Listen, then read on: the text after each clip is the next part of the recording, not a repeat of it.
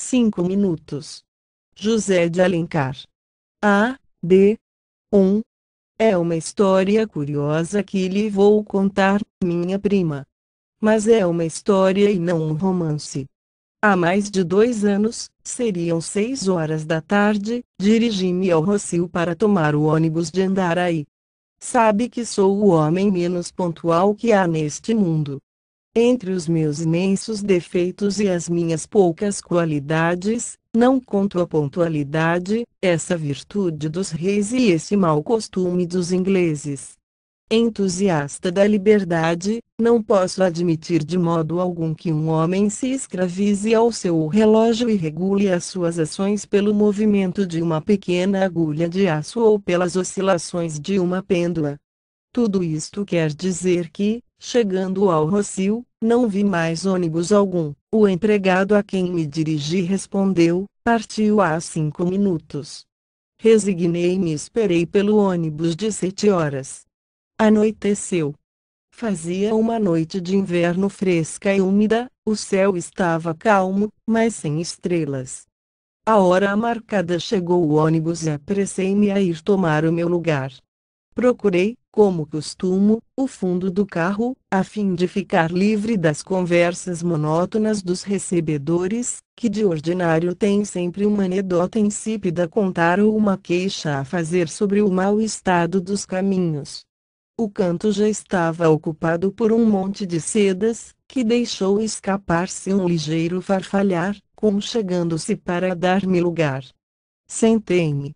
Prefiro sempre o contato da seda à vizinhança da casimira ou do pano. O meu primeiro cuidado foi ver se conseguia descobrir o rosto e as formas que se escondiam nessas nuvens de seda e de rendas. Era impossível. Além de a noite estar escura, um maldito véu que caía de um chapeuzinho de palha não me deixava a menor esperança. Resignei-me e assentei que o melhor era cuidar de outra coisa. Já o meu pensamento tinha se lançado a galope pelo mundo da fantasia, quando de repente fui obrigado a voltar por uma circunstância bem simples. Senti no meu braço o contato suave de um outro braço, que me parecia macio e aveludado como uma folha de rosa. Quis recuar, mas não tive ânimo. Deixei-me ficar na mesma posição e cismei que estava sentado perto de uma mulher que me amava e que se apoiava sobre mim. Pouco a pouco fui cedendo àquela atração irresistível e reclinando-me insensivelmente, a pressão tornou-se mais forte, senti o seu ombro tocar de leve o meu peito, e a minha mão impaciente encontrou uma mãozinha delicada e mimosa, que se deixou apertar a medo. Assim, fascinado ao mesmo tempo pela minha ilusão e por este contato voluptuoso, esqueci-me, a ponto que, sem saber o que fazia, inclinei a cabeça e colei os meus lábios ardentes nesse ombro, que estremecia de emoção. Ela soltou um grito, que foi tomado naturalmente como susto causado pelos solavancos do ônibus, e refugiou-se no canto. Meio arrependido do que tinha feito, voltei-me como para olhar pela portinhola do carro, e, aproximando-me dela, disse-lhe quase ao ouvido perdão. Não respondeu, conchegou-se ainda mais ao canto. Tomei uma resolução heróica. Vou descer, não a incomodarei mais. Ditas estas palavras rapidamente, de modo que só ela ouvisse, inclinei-me para mandar parar. Mas senti outra vez a sua mãozinha, que apertava docemente a minha, como para impedir-me de sair. Está entendido que não resisti e que me deixei ficar. Ela conservava-se sempre longe de mim, mas tinha-me abandonado a mão, que eu beijava respeitosamente. De repente veio-me uma ideia. Se fosse feia, se fosse velha, se fosse uma e outra coisa. Fiquei frio e comecei a refletir. Esta mulher, que sem me conhecer me permitia o que só se permite ao homem que se ama, não podia deixar com efeito de ser feia e muito feia. Não lhe sendo fácil achar um namorado de dia, ao menos agarrava-se a este, que de noite às cegas lhe proporcionara o acaso.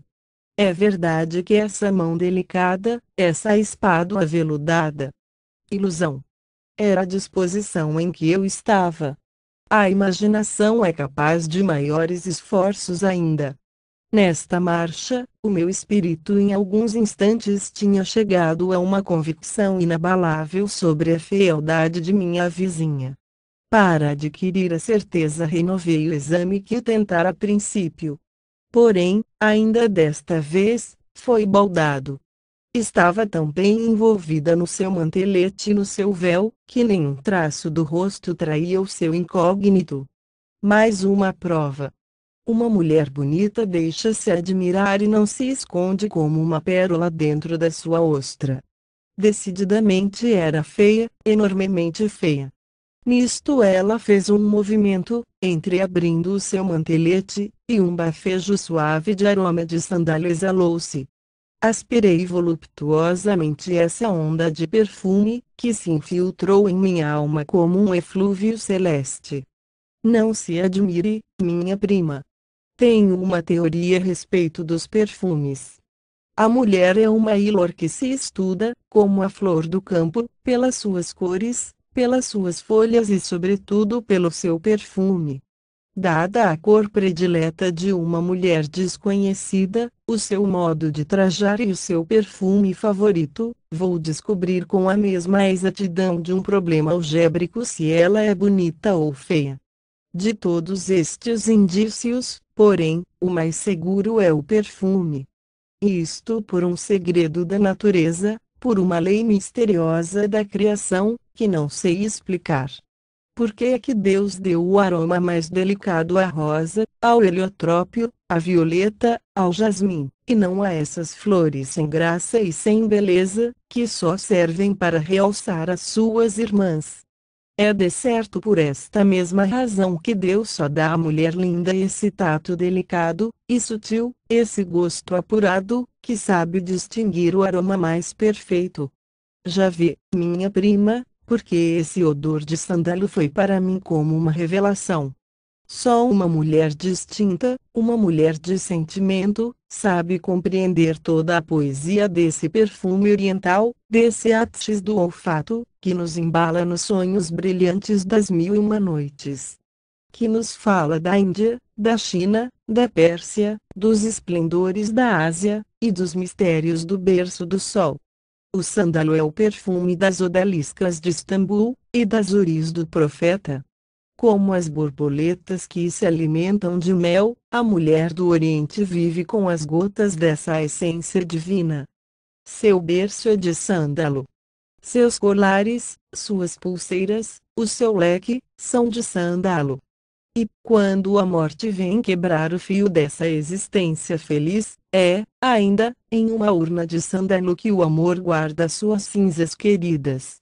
Tudo isto me passou pelo pensamento como um sonho, enquanto eu aspirava, ardentemente, essa exalação fascinadora, que foi a pouco e pouco desvanecendo-se. Era bela. Tinha toda a certeza. Desta vez era uma convicção profunda e inabalável. Com efeito, uma mulher de distinção, uma mulher de alma elevada, se fosse feia, não dava sua mão a beijar a um homem que podia repeli-la quando a conhecesse. Não se expunha ao escárnio, e ao desprezo. Era bela. Mas não a podia ver, por mais esforços que fizesse. O ônibus parou. Uma outra senhora ergueu-se e saiu. Sentia sua mão apertar a minha mais estreitamente. Vi uma sombra passar diante de meus olhos no meio do ruge-ruge de um vestido, e, quando dei acordo de mim, o carro rodava, e eu tinha perdido a minha visão. Ressoava-me ainda ao ouvido uma palavra murmurada, ou antes suspirada, quase imperceptivelmente: não te escordar de me. Lancei-me fora do ônibus. Caminhei à direita e à esquerda. Andei como um louco até 9 horas da noite. Nada.